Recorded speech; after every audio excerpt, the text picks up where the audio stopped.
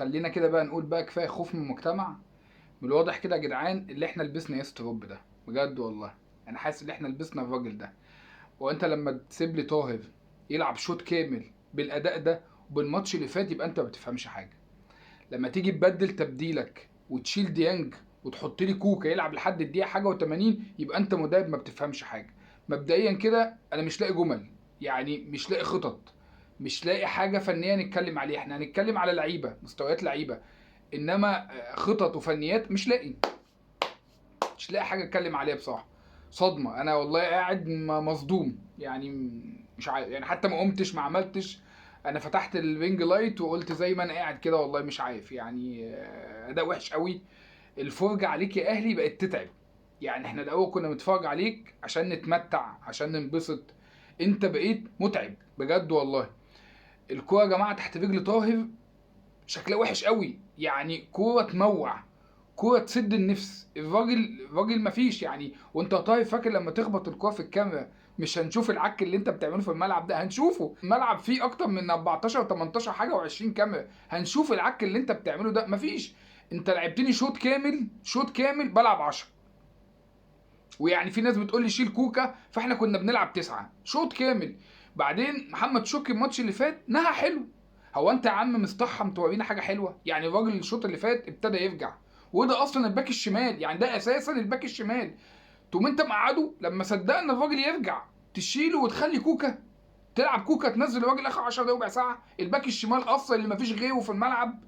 مش عارف تبديلاتك، مش عارف يعني. بص النهارده عجبني نزوله محمد عبد الله. محمد عبد الله الواد نازل وعايز يعمل ويتحرك وبيقطع وعمل حركه. انت مخلي الراجل ده جنبك بيعمل ايه؟ من الاول، من الماتش الاول بقى ما اشوفش طاهر ده في الملعب، ما اشوفش. هو انت يا عم شايف حاجه احنا مش شايفينها بجد والله العظيم؟ اصل مش معقول يبقى كلنا عندنا اجماع على حاجه واحده وانت الوحيد المختلف. يبقى حد فينا اكيد حمار، واكيد مش كلنا. يبقى انت حمار يا معلم واحنا لبسناك. انا بالنسبه لي ملهاش معنى تاني غير كده.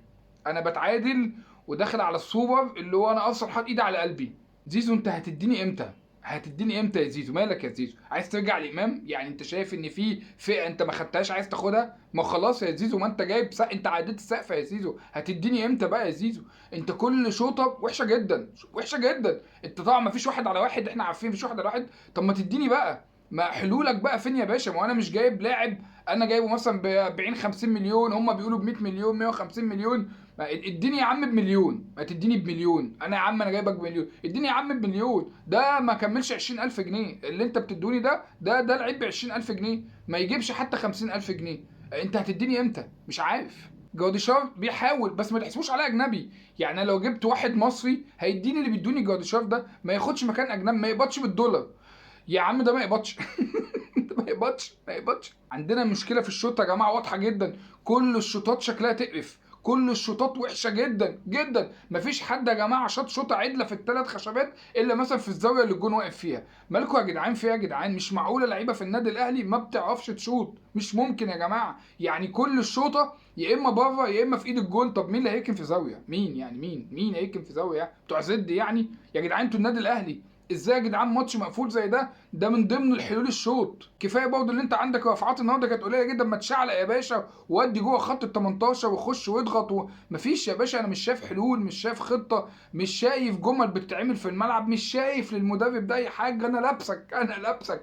انا من الواضح اللي انا لابسك يا معلم. انا كنت سبت بقى يا عم كولر، ولا كنت سبت الناس اللي كانت موجوده، ولا ريبيرو، كنا سبت بقى يا عم ومشينا الدنيا وخلاص. انت مدرب بتاخد ب 100 وال 200 مليون؟ لا والله حرام حرام والله العظيم ثلاثه. يبقى احنا بقى فلوسنا كتير لو انت بتاخد الارقام دي كلها. لا لا لا لا لا لا, لا يا باشا خالص. مش انت المدرب اللي بتاخد الارقام دي خالص. لا لا، انت زيك زي بتاع الزمالك اللي مشي. انت نفس الفئه على فكره. انتوا الاتنين بالنسبه لي واحد. ما تقولش عليا بدي الحكم عليك. لا ما خلاص بقى، انا هقضي معاك يا عم موسم عشان احكم عليك. ما هي باينه يا عم الدنيا. يا اما بيضحكوا عليك بيغفلوك، يا اما الناس بره بيغفلوك بيقنعوك بلعيبه ما ينفعش تلعب كوره. يعني مش عارف والله العظيم اقول لك ايه. طبعا اداء مخيب جدا للامال وحاجه تضايق وتقرف. وبجد يا اهلي انت الفرجه عليك بقت متعبه نفسيا جدا جدا، ومش ده اللي احنا كنا حابين نتفرج عليه يعني. زي الزفت.